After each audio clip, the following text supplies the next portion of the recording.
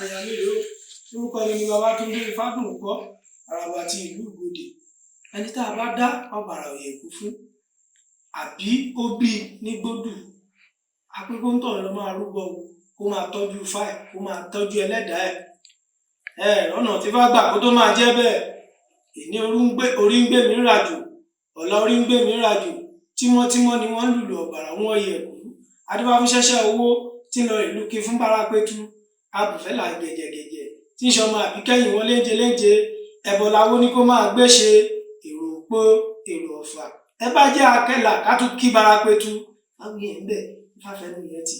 Abúké ní ìkó ló máa rúbọ o, kó má kẹ̀ fojú di babaláwo, kó má sọ pé awo kan kéré, kó kẹ̀ máa tọ́jú Ifá ẹ̀. Ifá ní kò rí ní ikú òjijì, kò ní bí àìsàn. Ọ̀nà tí Ifá gbà kó tó máa jẹ́ bẹ́ẹ̀. Kò sí kékeré ní babaláwo. Adífá fún Ọ̀rúnmìlà tó ń ṣọ̀gbàgbà ọ̀run tó tajú aláìlédìde, ẹbọ lawó ní kó máa mú ṣe.